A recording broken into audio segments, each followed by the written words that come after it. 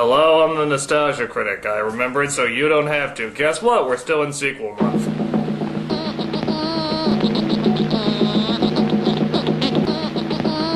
Try to contain my enjoyment. Well, perhaps some of you remember my first crossover review of Ferngully. It was one of the first crossover reviews I ever did, and needless to say, the film was less than breathtaking.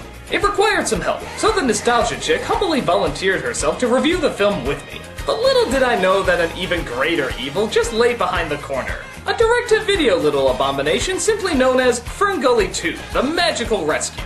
And seeing how the Nostalgia Chick helped me last time, I figure it's only fitting to make the offer again. So what do you say, Nostalgia Chick? You ready to go into the rainforest one more time? No. Okay. This is Ferngully 2.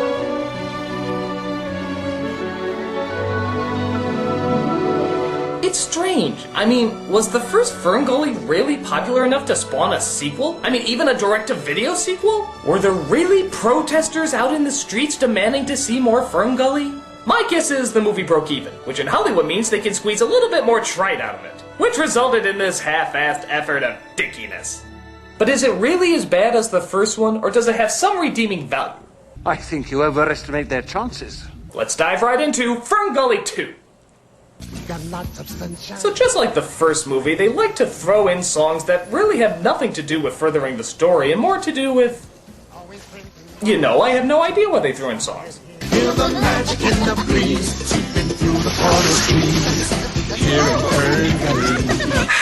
You know, I can't really get into a song that I swear I heard from a Fruity Marshmallow Krispies commercial in the 90s. Every color running free, under nature's canopy.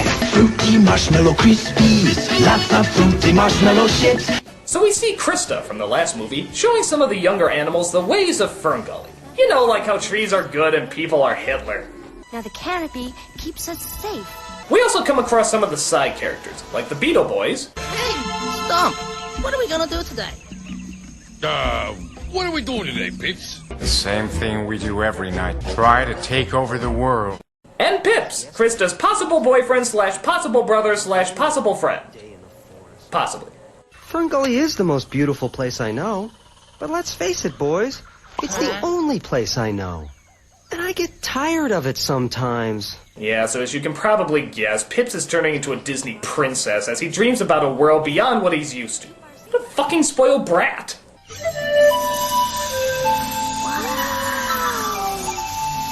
Beat that, Krista! Auntie Loon taught me that magic is too precious to waste on silly games. I'd much rather use it to have strange hand sex and impress mullet use that aren't interesting enough to be featured in the sequel. But Krista continues to help grow more trees in the forest as, again, Pips can't help but act like a loudmouth pussy. Just what we need. Another tree. Big deal. The forest is full of them. Personally, I'd like to see something new. Oh, there's an empty place in my bones. Suddenly in comes Batty.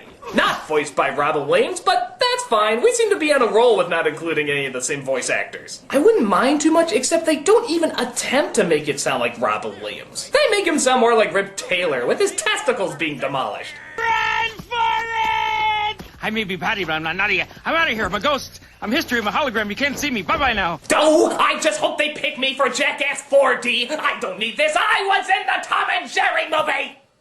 But it turns out Ferngully is under attack by one of the worst animals the planet has ever known.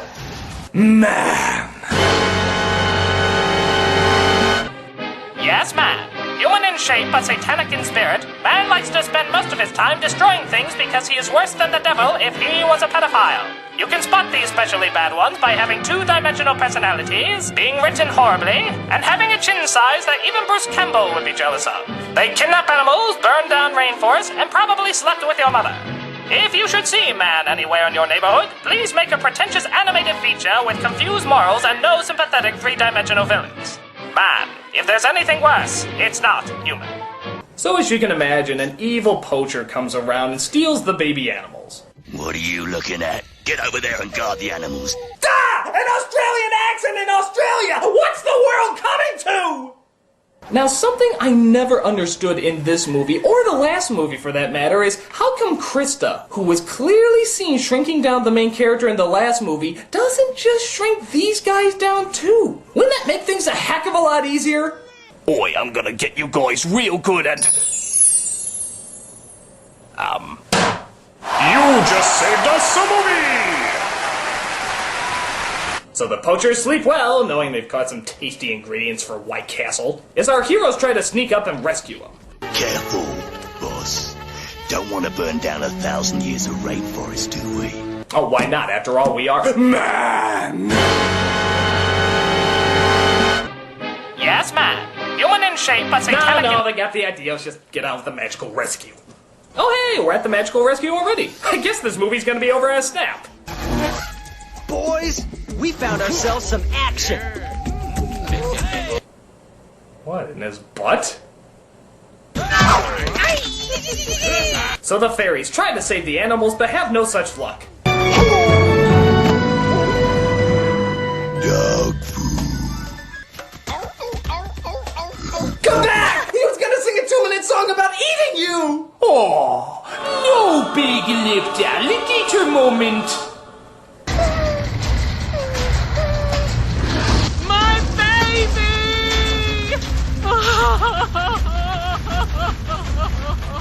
Wow. That was like the kangaroo version of Platoon.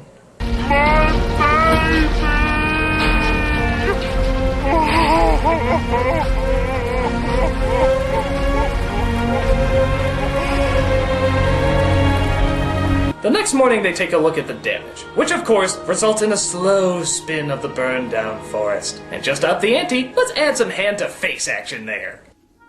Oh yeah, humans suck. Oh, Father, there's so much healing needed.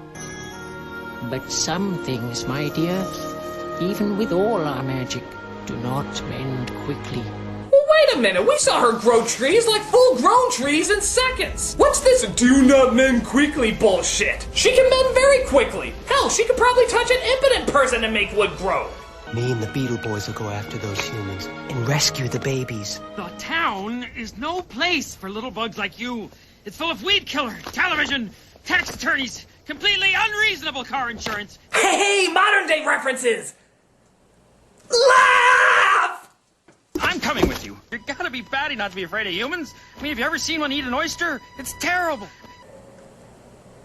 Eat an oyster! Because if you can't be funny, be confusing! It works really well for the New Yorker. So you realize pretty quickly that the main character in this one is not Krista, nor is it the human from the first film. It's Pipsqueak here. Remember that guy you barely saw in the first movie? He's the star now, because Krista has to stay behind and rebuild the rainforest.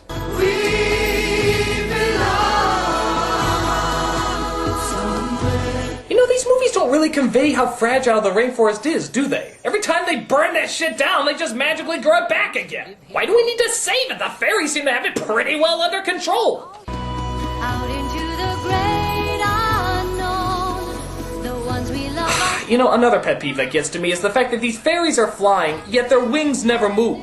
You gotta flap them in order to fly, guys. Hell, in a lot of shots, they don't even have wings. They just suddenly disappear. It's almost as if somebody just grabbed them and threw them across the forest. Heck, maybe that's how they get around. You really think you look cool wearing that? You know you look like a dumbass. You know the angry video game nerd is much better than... Thank you! So they come across a carnival, because I guess carnivals are very popular near rainforest now, and they decide to check it out.